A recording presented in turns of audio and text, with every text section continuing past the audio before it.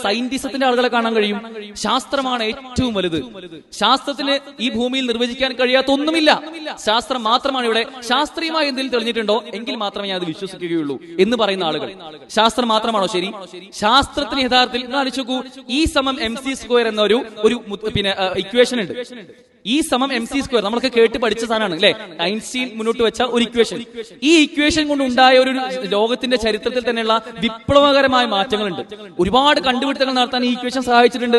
എന്നാൽ അതേ ഇക്വേഷൻ ഉപയോഗിച്ചുകൊണ്ട് ലോകത്ത് ഈ ബൾബും ലൈറ്റും തുടങ്ങി ലൈറ്റിന്റെ സ്പീഡും മറ്റും ഒക്കെ ചർച്ച ചെയ്ത അതേ ഇക്വേഷൻ കൊണ്ട് സമൂഹത്തിന്റെ അധോഗതിയിലേക്കും എത്തിക്കാൻ അതേ ഇക്വേഷൻ സാധിച്ചിട്ടുണ്ട്.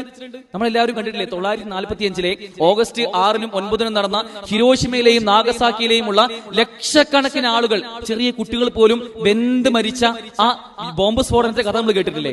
ആ ബോംബ് സ്ഫോടനം ഉണ്ടാവാനുള്ള കാരണമായത് ഇതേ ഇക്വേഷൻ ആയിരുന്നു എന്ന് പറഞ്ഞാൽ, ശാസ്ത്രം കണ്ടുപിടിച്ച അതേ ഇക്വേഷൻ നമ്മുടെ പുരോഗതിക്ക് വലിയ നിമിത്തമായി തീർന്നതും അതേ ഇക്വേഷൻ തന്നെ നമ്മുടെ അധോഗതിക്ക് ഏറ്റവും വലിയ നിമിത്തമായി തീർന്നതും നമുക്ക് കാണാൻ കഴിയും. ഒരിക്കലും ശാസ്ത്രത്തിന് ധാർമ്മികത നിർവചിക്കാൻ സാധിക്കുകയില്ല. അതാണ് ഇതിന്റെ അടിസ്ഥാനം. ഇതിനർത്ഥം ശാസ്ത്രം ഭയങ്കര മോശമാണെന്നല്ല. നമ്മളെല്ലാവരും ആ ശാസ്ത്രം ഉൾക്കൊണ്ട് ജീവിക്കുന്ന ആളുകളാണ്. പക്ഷേ ആ ശാസ്ത്രം കൊണ്ട് നന്മ എന്ത് തിന്മ എന്ത് എന്ന് തീരുമാനിക്കാൻ നമുക്ക് സാധിക്കില്ല. അത് ശാസ്ത്രത്തിന്റെ വിഷയമേ അല്ല. ഈ ധാരണ നമുക്ക് ഉണ്ടാവണം.